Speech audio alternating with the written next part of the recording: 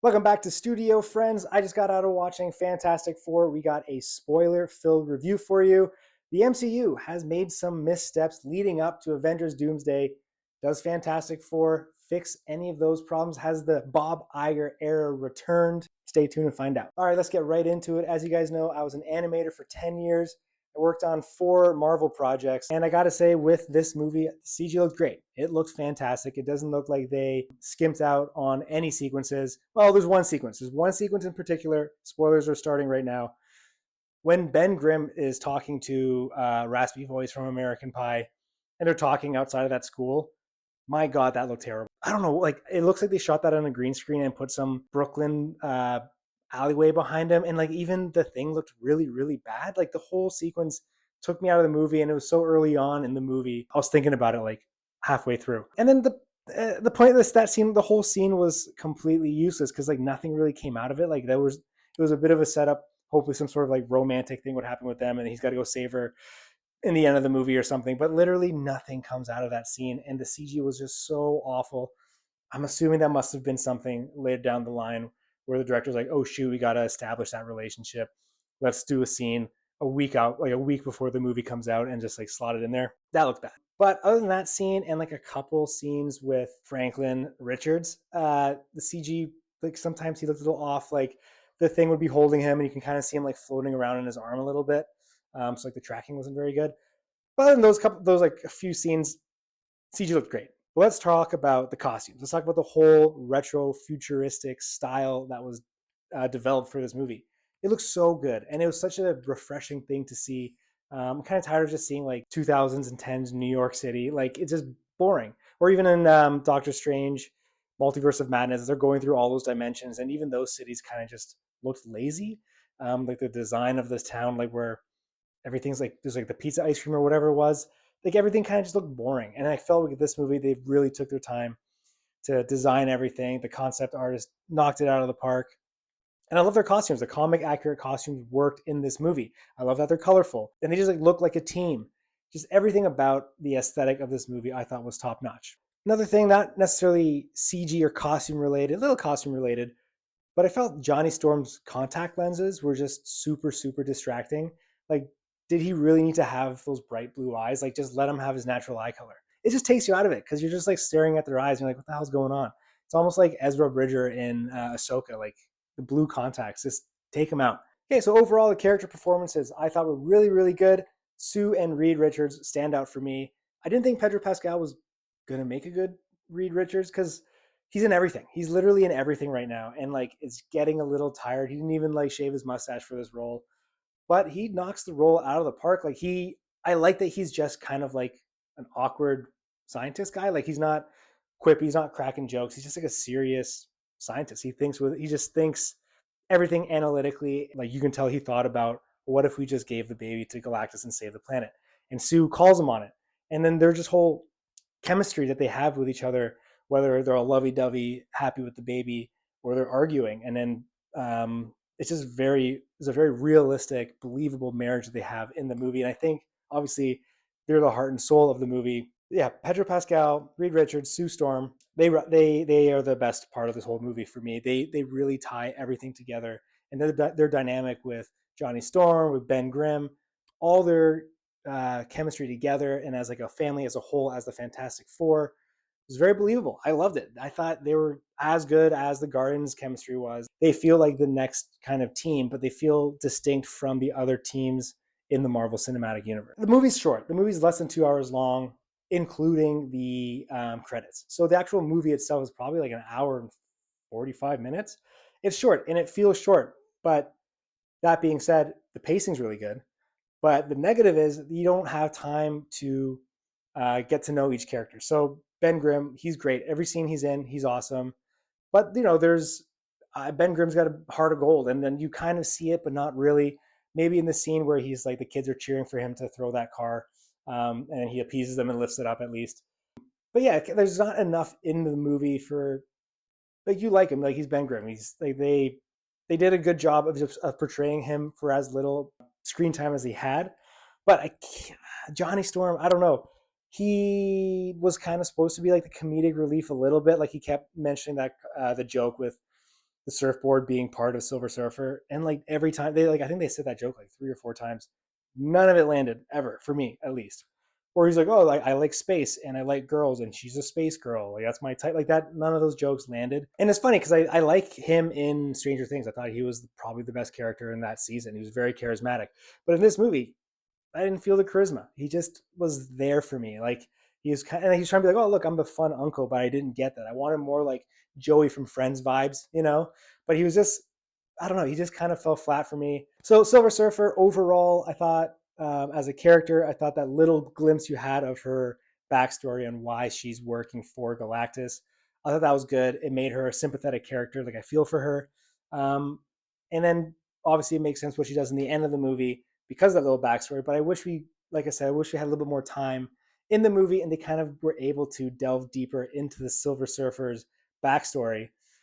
But overall, for her amount of screen time that she had, I thought she was great. I thought the CG was a little hit and miss on her. I thought she looked better in the older. Well, I guess he looks better in the other Fantastic Four movie, and like T1000 almost looks better, honestly. And that was what 1992. And we got to talk about Galactus. I can't believe they made Galactus work. Like how, like for such a gigantic character, they made him so believable. Like I believed that that guy exists. Like I when they first go into his ship, it looked like something out of Prometheus. Like it really felt lived in. Like it had the atmosphere, had these little like floaties in the air. Like it just looks so much better than the latest Marvel movies. Like they just like you can just tell they spent a lot of money on this movie, or they just spend it in the right ways. They spent their time designing everything pre-production, so when it was time to actually film and do the visual effects, they knew exactly what they wanted, and they were able to deliver like amazing looking sequences. And so that whole sequence when he comes up and then you see his eyes glowing and then you just see how big he is in scale. He was just such an intimidating and like kind of just terrifying character. Like he was freaky. And I just love what they did with his like his voice, everything they did with Galactus was so good. And then when eventually he finally comes down to Earth and he's like rummaging around New York, it looks so good. And he was just such a cool character. And I'm happy they didn't kill him off. I'm really happy they didn't kill him off. He's in some other dimensions. So you know he's coming back and maybe he's coming back bigger and badder, and they're going to need a lot more superheroes to defeat him. Yeah, and I just love how they just kept the comic accurate design. Could have been a little bit more purple, but then that would have been a little stupid. But I think he looked great. Every single character in this movie was, to me, perfection, minus Johnny Storm. Could have been funnier, could have been a little more charismatic. Could have why didn't need the contact lenses. But yeah, overall, all the characters are good. There was not too much that took me out of the movie or I was second guessing them, some of the character choices. There was nothing really in the movie plot point wise or pacing wise that I didn't like. I thought it overall was just a well done, tight movie. One thing I was actually surprised with because on one of I did like a preview of the Hot Toys coming out for Fantastic Four, and they spoiled Franklin Richards. I did not know he was in the movie. I had no idea. I've only seen the teaser trailer that came out like last year. It's the only thing I saw going into this movie. The only reason I knew Galactus was in it, I think he's in one of the posters. I think he's on the poster of this in this thumbnail. But I didn't know he was in the movie, and I didn't know the movie delved around like fatherhood, parenthood, being that family with a newborn baby. And for me, I just had a baby, so all those things like really hit home. And like being the fun uncle, I think I'm the fun uncle. And then Reed Richards is trying to do the right thing with his baby, and Sue doing everything she can to protect Franklin. Like all those key moments really hit home for me.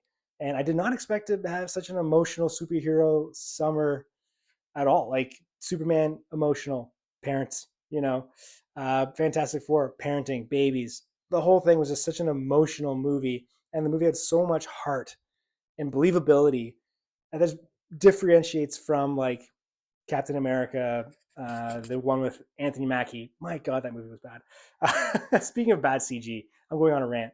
Like, just film it where there's real trees. Like, why are you like just there's cherry blossoms everywhere. Just go there.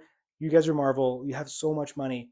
Don't do it in the volume. Like don't green screen trees. It looks so bad. So the movie has as a whole has so much heart that I didn't expect, and that really sold the movie for me. That's what I love the most about the movie was the heart and soul. So I did not expect Sue Storm to almost die. I think she died, and Franklin brings her back. I don't know Franklin Richards' powers. I know he's like super powerful mutant in the comics, so I'm not too aware of him going into this movie. But man, when I first there was a minute there where I thought they actually killed Sue Storm, and I was like, brave choice. Like after this movie, and they kill Sue Storm, I genuinely thought they were going down that route, and I love the fact that they didn't MCUify that dramatic moment. They let that moment breathe. Where I was like fully believing, like, holy crap, they killed her off first movie. Thank God they didn't, because she was really good in this movie. So I'm happy that they didn't. But I believe that they did. In so many other MCU movies, any kind of dramatic moment gets undermined by like just like a shitty joke, bad humor. Yeah, and like I'm so happy that they didn't do that. They let the movie be dramatic. They let the movie be serious for a bit. And yeah, it just made me believe that Sue Storm died. But thank God she didn't. She's great. So we got to talk about that end credit scene with Doctor Doom. I was really waiting for him to just like turn around and you see his face, because I'm really curious what they're gonna do and how they're gonna make Robert Downey Jr. Victor Von Doom. Like, are they gonna do something with his face? Is he gonna be Tony Stark in a different universe? Like, I'm very curious on like how they're gonna bring his version of Doctor Doom into the MCU. So I was waiting for him to turn around, his face is all mangled or something. But it was a perfect amount of tease. It probably wasn't even Robert Downey Jr. on set, because that would have cost a ton of money.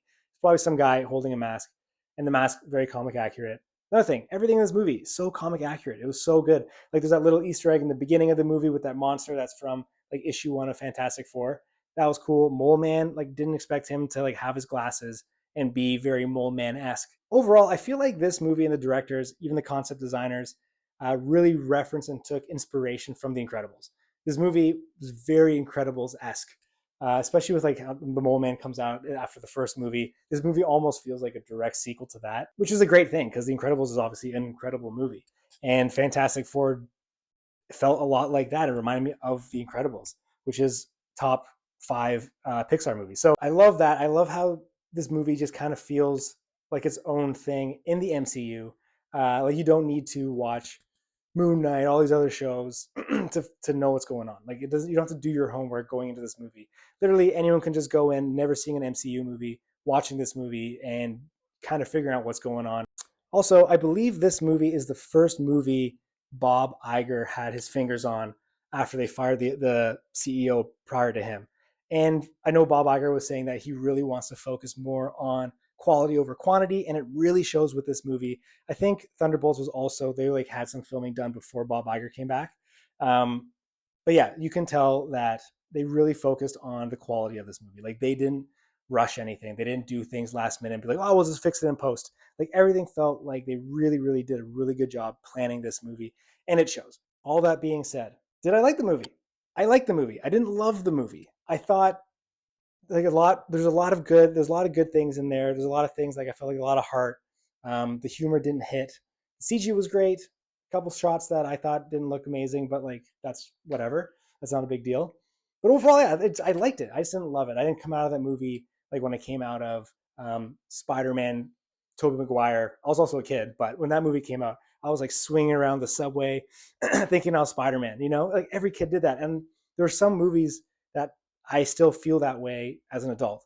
Like the Batman. When I came out of the Batman, I was like, oh my god! Like, I had like the soundtrack in my head. Like if I'm like trying to be Batman. Like, I just like, you just get this feeling of like just immense joy. You feel like you're a little kid again with some movies. And with this one, I just didn't get that feeling. I walked out of the movie. I was like, oh, that was a good movie. But I didn't feel that hype afterwards. I wasn't like super excited after the movie. I just enjoyed myself.